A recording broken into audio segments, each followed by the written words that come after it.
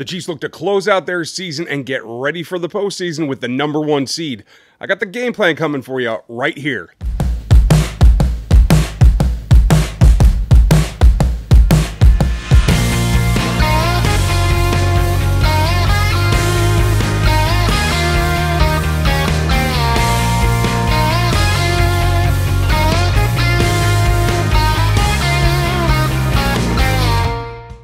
Welcome back to RGR. I'm Ryan, and this is me going rogue on the NFL, the Chiefs, and whatever I can come up with.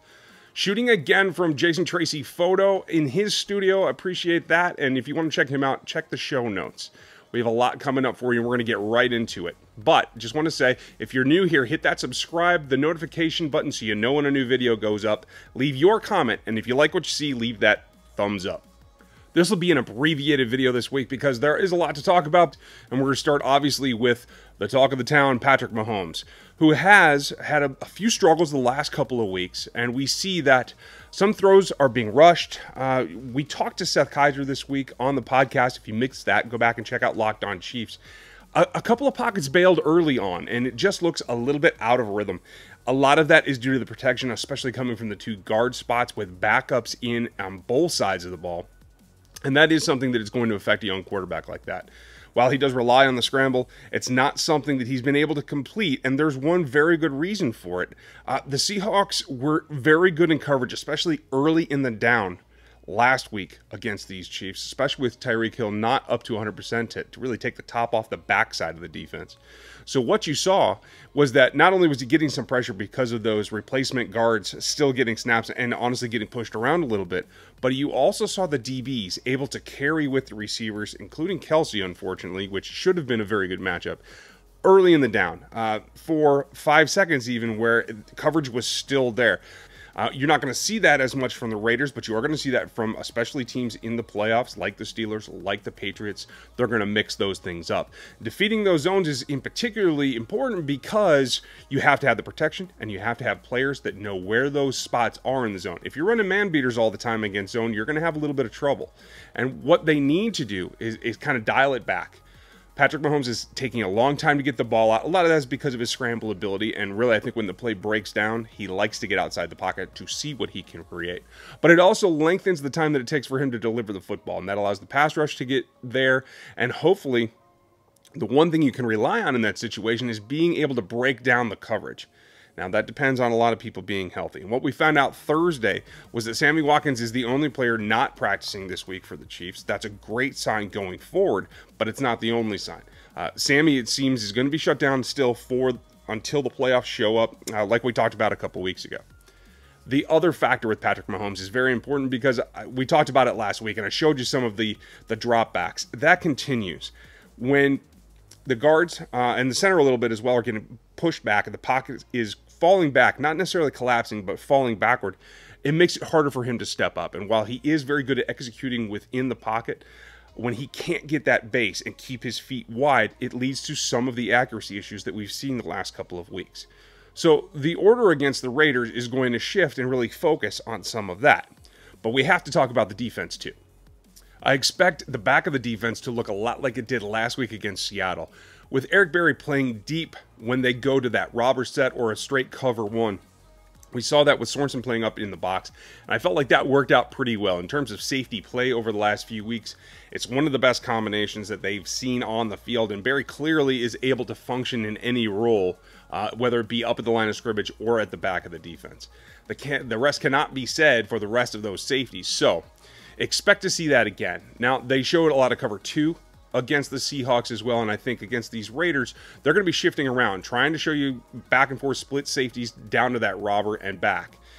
That's going to be great for trying to confuse Derek Carr, get the pass rush an extra half second to get there, and that will be critical.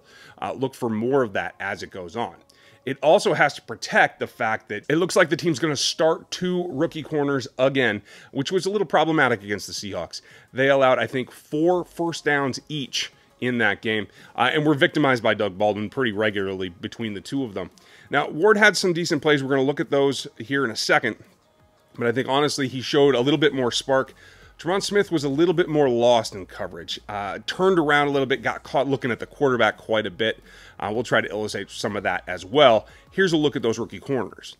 Here we have Smith isolated. He's looking in at the quarterback as the play's getting ready to be snapped, and that's fine. Got to get a read on what they're doing. He looks to the receiver, and after he stems, he comes off, and now he's looking back at the quarterback as the receiver cuts out. He has to loop around, gives up a big cushion, and allows this catch rather than playing the man because he was looking in the backfield. Again, here's another switch, and what we're seeing is up top, Ward is isolated. And he's running. He gets his head around to the inside. He's looking for the ball, as he should. Loses connection and doesn't get stopped. Allows the comeback to be a completion. Not near as big as a mistake, but something that he'll learn from. Here is the big play, and it's both about Tremon Smith as well as Anthony Hitchens. As they drop into their zones, they're going to allow the back to sleek out. And when it's completed, it's about executing the tackle. And you have 1, 2 missed tackles on a single play. Steven Nelson has to come back up from deep to try and complete it.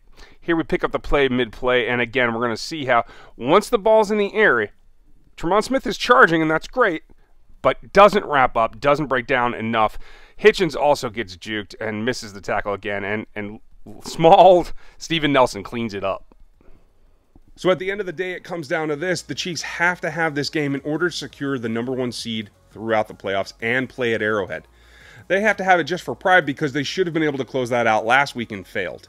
This is a team that's been struggling, and Andy Reid's been very specific this week about getting back on track, correcting the mistakes, and getting to where they were playing in the first, say, 10 weeks of the season. A lot of things have changed. Attrition has taken hold. You're still getting good play out of some positions that you thought might be weaknesses and that you thought some of the injuries would be significant, like the running back spot. Damien Williams is still churning out yards at a better average, although with a much smaller sample size late in the season. If you can get Sammy Watkins back for the playoffs, you're going to be in good shape. But this week, this has to be the focus. They have to come out sharp to start the first quarter, which is something they haven't done. And #1 thing, that's the goal. Be sharp in the first quarter and get out to that lead. That falls on Mahomes, it falls on the offensive line, and it falls on the play calling. You have to be able to identify and attack where they are not, and that's whether it's zone or man coverage. Particularly, Carl Joseph had a big game last week for these Raiders, was very physical, came downhill quite a bit, so expect them to disguise where he's at. He's still a liability in coverage as far as the Raiders go, so look for them to exploit him, particularly with Kelce if he's fully healthy. If not, see what they can do running patterns out of the slot towards his side. #2, after you get that lead, you have to control the ball. Like I said, Williams has been running well for average, and he's also been doing a very good job out of the backfield. Don't know the status right now for game day about Darrell Williams, but he is another candidate to try and use to control that ball, give some more carries. And he gets away from it when he's down. If he's up, hopefully it can make sure that they focus a little bit more on being balanced, and that helps the play action and everything else that Mahomes may have to do. So look for him. Spencer Ware as well, who did practice this week, may be available. Not sure exactly if he's 100% healthy or whether they feel they want to just pepper him in a little bit in terms of carries. #3, Bob Sutton has to continue what he did last week, where he did a very good job rotating the inside linebackers on per matchup and per situation. Put them in positions where they can actually win the down. That's going to be key, because what the front has to do is they have to protect the backside with these rookie corners, as well as Eric Berry still playing in form and relying on Dan Sorensen to cover the tight end. Cook is the biggest matchup of this game, as we saw in week 1. He continues to be a steamroller. They have to get some physical coverage on him early in downs, and they may have to end up bracketing with Berry as well. So what you have to do to protect all of the secondary is get that pressure. Justin Houston, Chris Jones. Dee Ford, who had a couple of downs where he had to take off, not 100%. You're going to have to see some spark out of him. If not, they have to get something going between either Breeland Speaks or Tano Passanio, who has been absent of late. But altogether, the front seven must protect these younger guys in the back who hopefully can take direction from Berry, lock down their sides, and do the best they can after an offense that Jordy Nelson will catch passes for. But he's not the deep threat. He's not the scoring threat that he used to be. Really, this offense flows through Cook, and it has to be the focus. That said, that's the game plan for this week. A little bit of a mismatch. Let me know what you guys think in the comments and what you're most looking forward to. Let me know where you're tailgating, and we'll try to see what's going on in that parking lot pregame. I will have some post-game video. We'll do a live. Maybe not that night. Depends when I get back. But definitely the next day. And we'll have a session where you can ask your questions, and we'll go through where they sit post-game going into the playoffs. There'll be quite a review to do. So enjoy the game. Enjoy your weekend. Thanks for watching today, and I'll talk to you next time.